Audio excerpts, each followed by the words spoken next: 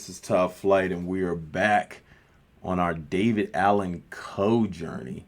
I think the last one we did from David Allan Coe was You Never Even Called Me. You Never Even Called Me by My Name. That's what it's called. And so now we're about to check out The Ride by David Allan Coe. Let's run it. Let's check him out. See what it's all about. Let's see what it's about with David.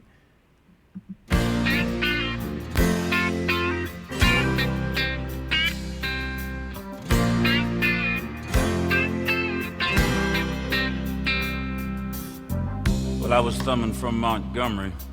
I had my guitar on my back when a stranger stopped beside me in an antique Cadillac.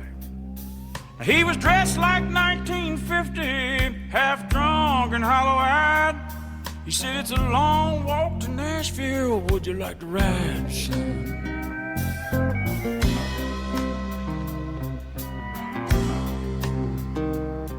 Well, I sat down in the front seat. He turned on the radio, and them sad old songs coming out of them speakers was solid country gold. Then I noticed the stranger was ghost white pale when he asked me for a light. And I knew there was something strange about this ride. He said, "Drifter, can you make folks cry when you play and sing? Have you paid your dues? Can you moan the blues? Can you bend them guitar strings?" He said, "Boy, can you make folks feel what you feel inside? 'Cause if you're big star bound, let me warn you, it's a long, hard ride."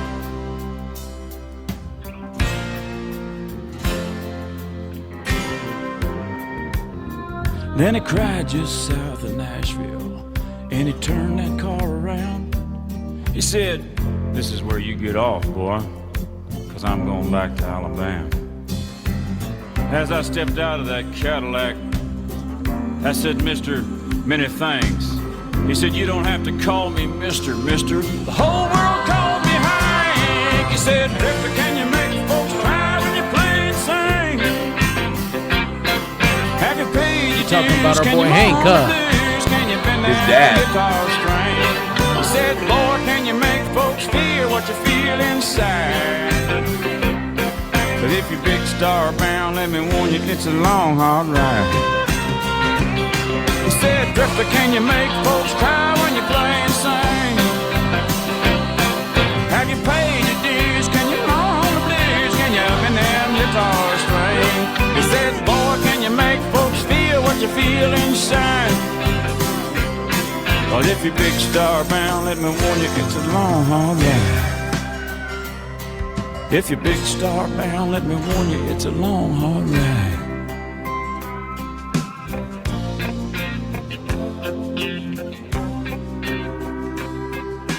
He's talking about our boy Hank Williams. Yeah, he's talking about Hank Williams' dad. Oh, that's Hank Williams. Oh, okay.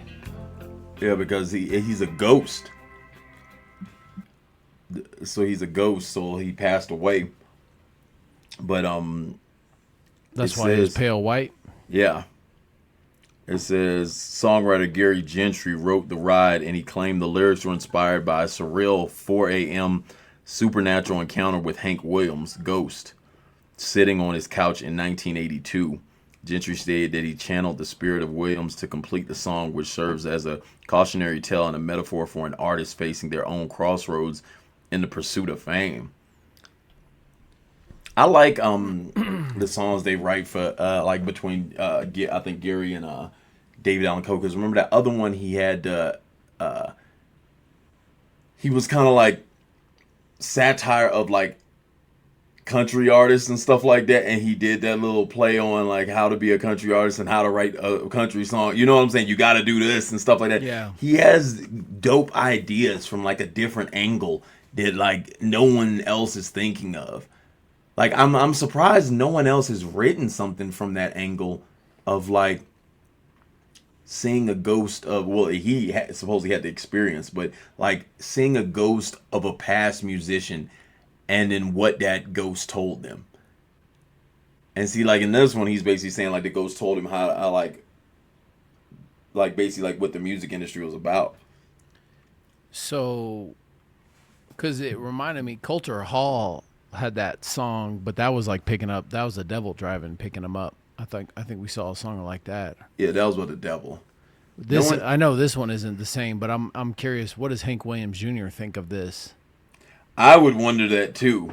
I would wonder that too. I would want to look into that to see what Hank Williams Jr. thinks of the song.